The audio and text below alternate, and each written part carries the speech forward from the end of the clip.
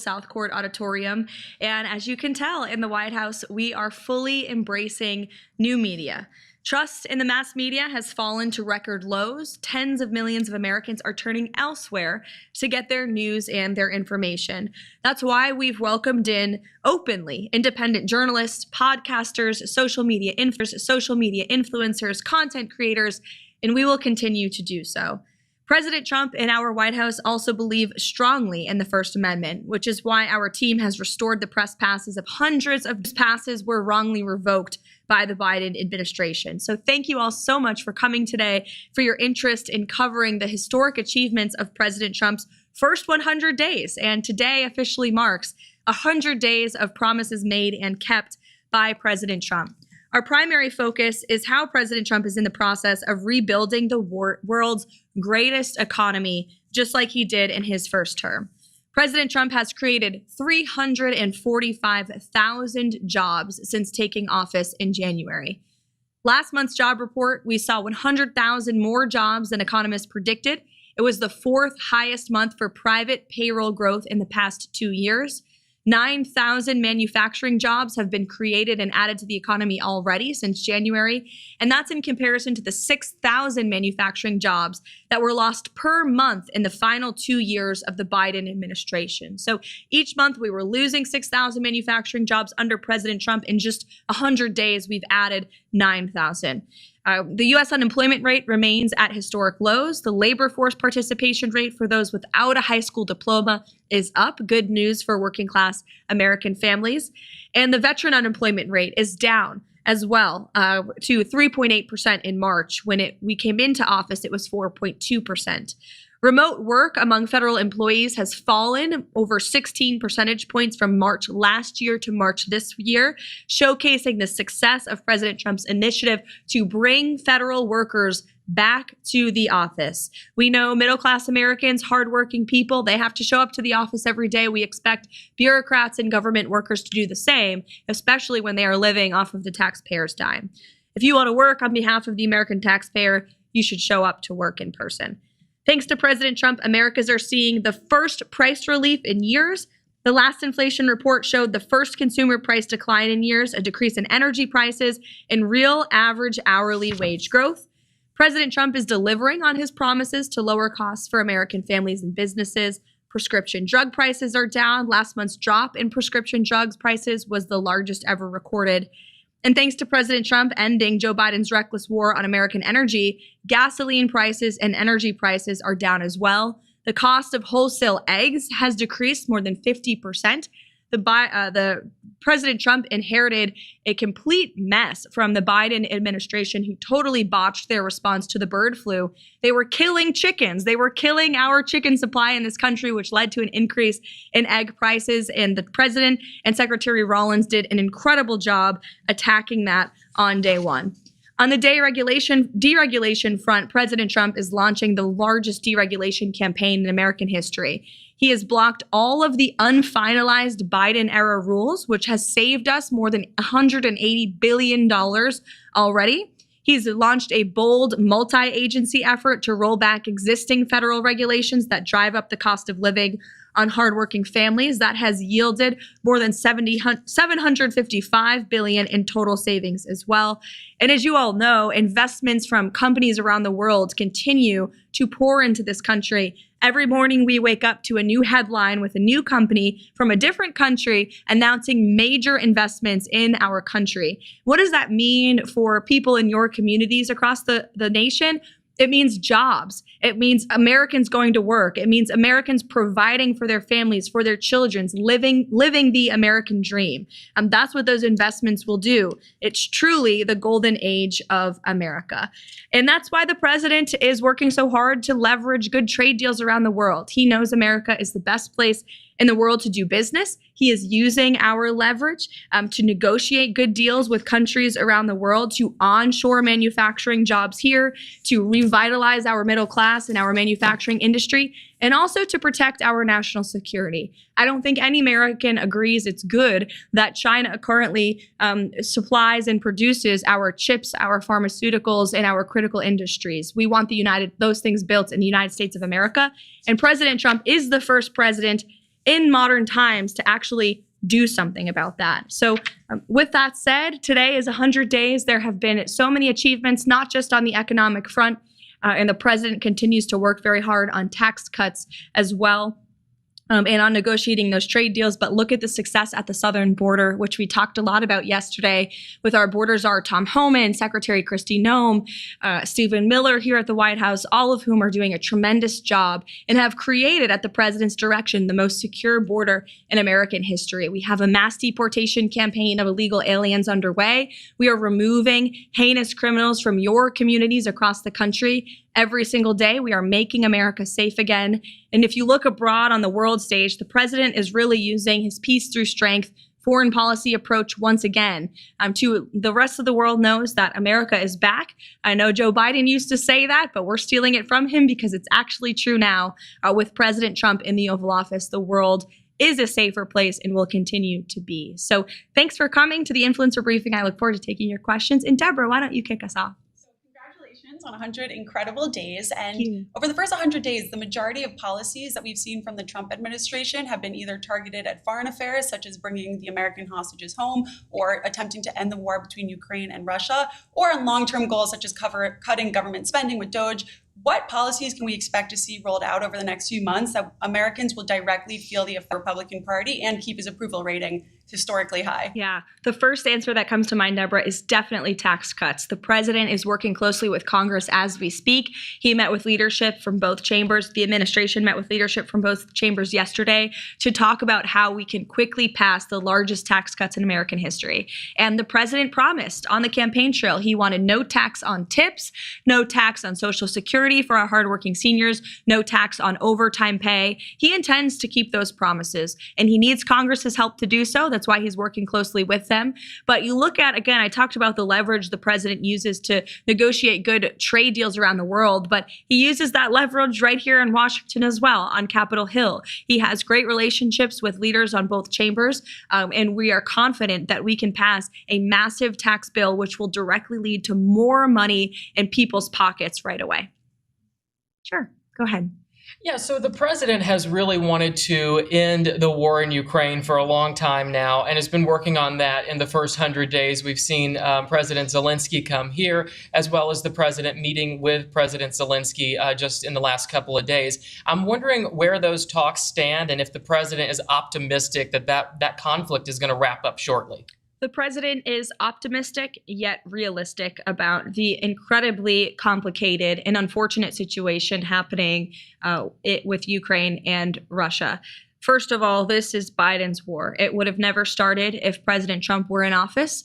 There is a reason that Putin did not invade Ukraine when President Trump was in the Oval Office, and it's because, again, President Trump leveraged the power of the United States to warn Putin not to do it. And the president has spoken about that in those direct warnings to the Kremlin that he gave in his first term. And then we had a mentally incompetent president in Joe Biden who didn't even know what day it is, never mind knew how to prevent war. And the entire world took advantage of that and took advantage of America's lackluster leadership abroad. And so we've had this terrible war. The president talks about it all the time. He's briefed on it constantly. There are men dying on the front lines of this. An entire generation is being wiped out.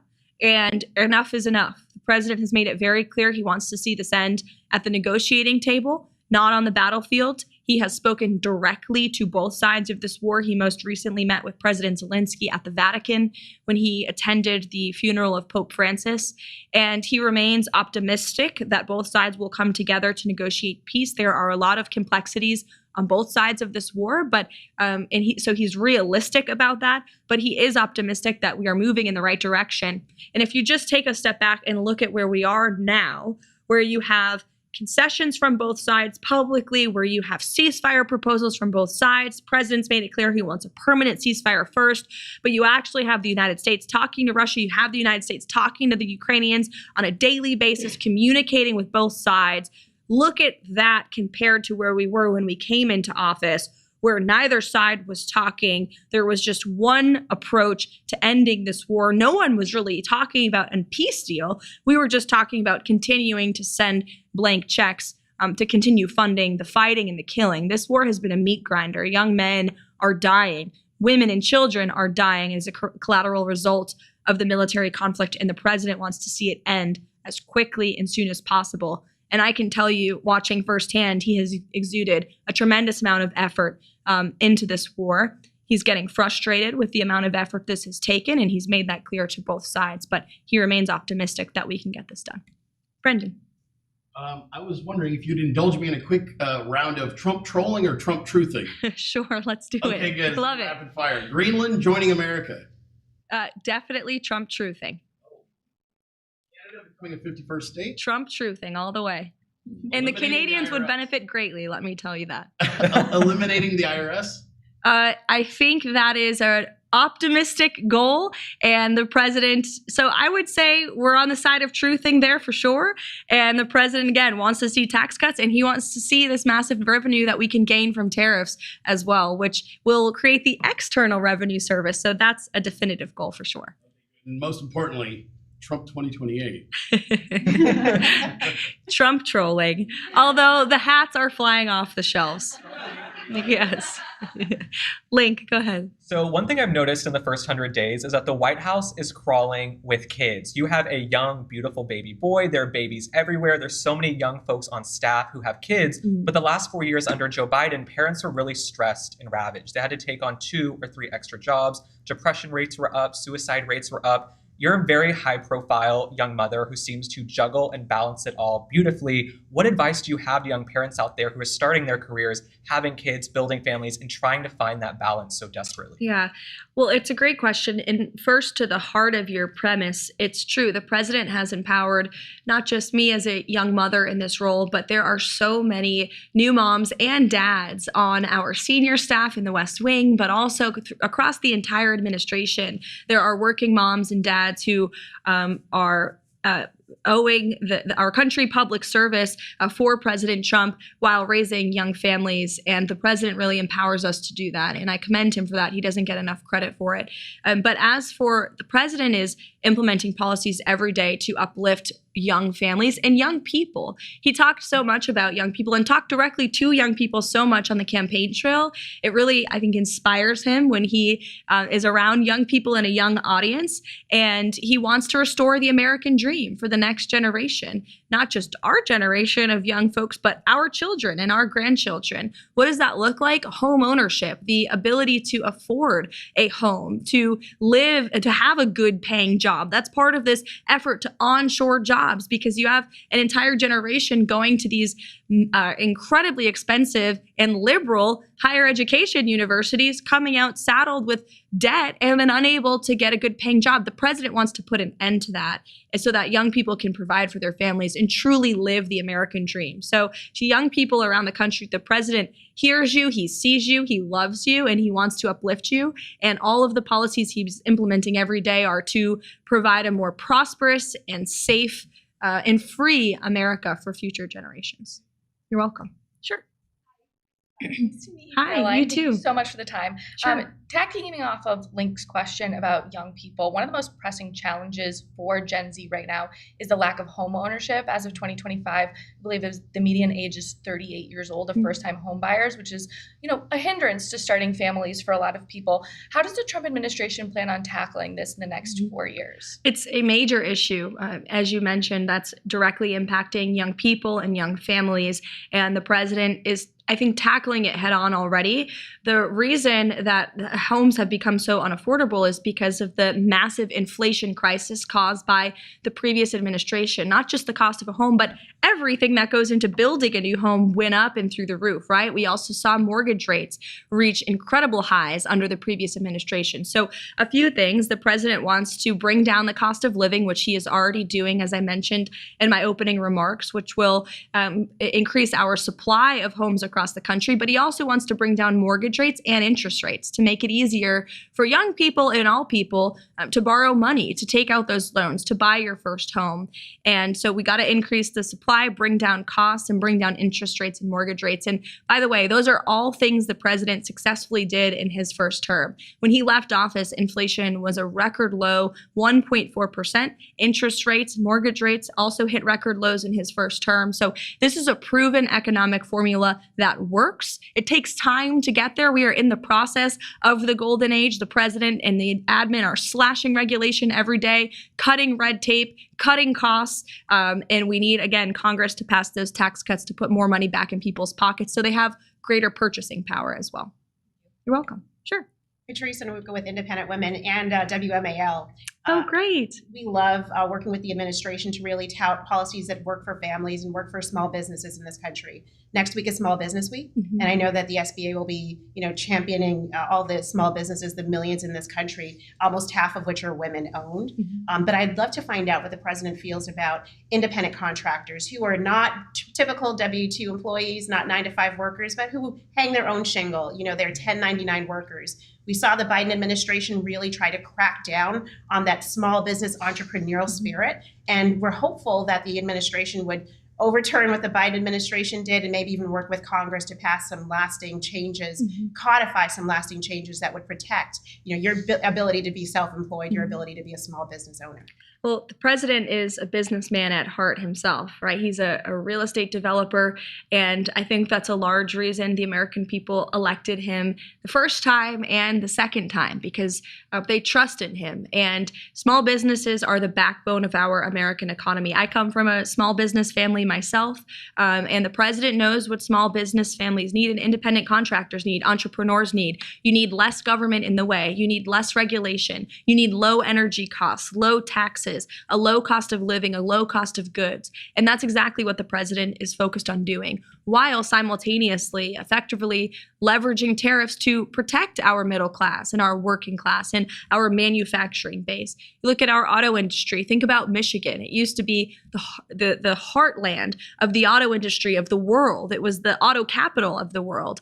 And unfortunately, so many of those jobs have gone overseas. And so the president wants to protect good paying jobs here at home and unleash the might of our economy for small business owners. And that includes removing red tape and cutting taxes. And as for independent contractors and what the president would hope to do with Congress, we'll definitely check back in on that and get you an answer, because it's an important question. You're welcome. Sure. Hi, Will up to the National Pulse.